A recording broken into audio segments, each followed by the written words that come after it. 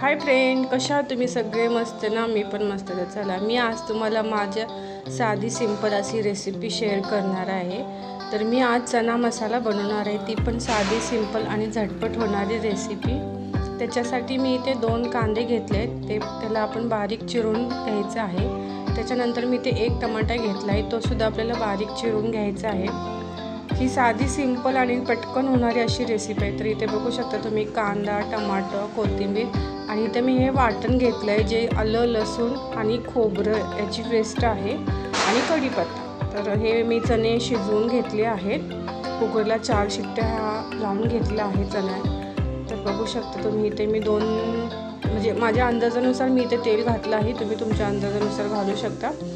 आणि मी इथे तेल गरम झाल्यानंतर त्याच्यामध्ये मी कढीपत्ता घातला आहे आणि मोहरी पण ॲड केली आहे। मोहरी चांगली तडतडून द्यायची आणि मग आपल्याला त्याच्यामध्ये जिरे ॲड करायचे आहे। मस्त असं त्याला परतून घ्यायचं आहे आणि त्याच्यानंतर आपल्याला कांदा ॲड करून कांदा लालसर होईपर्यंत आपल्याला भाजून घ्यायचा आहे। कांदा लालसर झाल्यानंतर आपल्याला टोमॅटो ॲड करायचे आहेत। इथे मी टोमॅटोसुद्धा ॲड करून घेतले आहे आणि त्याच्या टमाट्याला चांगलं पाणी सुटण्यासाठी, चांगलं तेल सुटण्यासाठी इथे मी मीठ ॲड करणार आहे। आणि हा एक गरम मसाला, तो सुद्धा आपल्याला चांगला भाजून घ्यायचा आहे लालसर होईपर्यंत। हा मी आधी भाजलेलाच आहे, तरीसुद्धा मी अजून एकदा तेलामध्ये भाजून घेणार आहे। आणि मस्त अशी झटपट होणारी रेसिपी आहे, तुम्ही पण नक्की ट्राय करा, छान होते। त्याच्यानंतर मी इथे बघा गरम मसाला आणि हळद पूड मिक्स करून घेणार आहे। तुम्ही मीठ ॲड केलं आहे, जेणेकरून आपल्या मसाल्याला अजून जरा तेल सुटेल आणि चांगला मसाला भाजला जाईल। तर मी ह्याच्यामध्ये गरम मसाला ॲड करणार आहे, 1 चमच गरम मसाला आणि हळद 1 चमचा असं मी ॲड करून मस्त असं त्याला परतून घेणार आहे।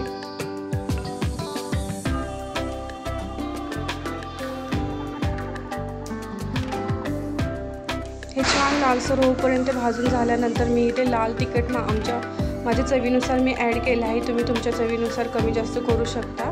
त्याच्यानंतर हे शिजवून घेतलेले चणे ॲड करायचे आहे आणि झाली आपली साधी सोपी सिंपल अशी चना मसाला रेसिपी। कशी वाटली तुम्हाला नक्की सांगा मला। आणि मला आपल्याला पाहिजे तसं जर तुम्हाला पाणी ॲड करायचं असेल तर तुम्ही करू शकता, जसं तुम्हाला घट्ट किंवा पातळ हवं आहे त्याच्यानुसार करू शकता। इथं मला मीडियमच करायची होती, जास्त पातळही नाही आणि जास्त घट्ट नाही, त्यामुळे मी एवढंच याच्यामध्ये पाणी ॲड केलं आहे।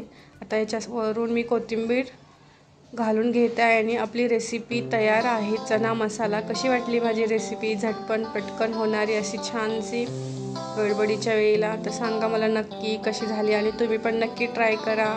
मस्त अशी ज्वारीची भाकरी या तांदळाची भाकरी बरोबर तुम्ही खाऊ शकता, मस्त लागते, पटकन झटकन होणारी रेसिपी।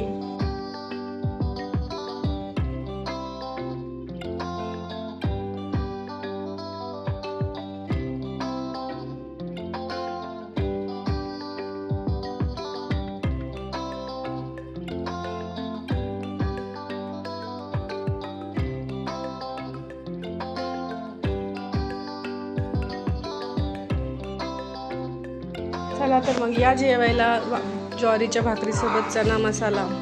मस्त असं आजचा बेत झाला आहे आणि तुम्ही पण नक्की ट्राय करा आणि लाईक करा, शेअर करा आणि कमेंट करायला विसरू नका।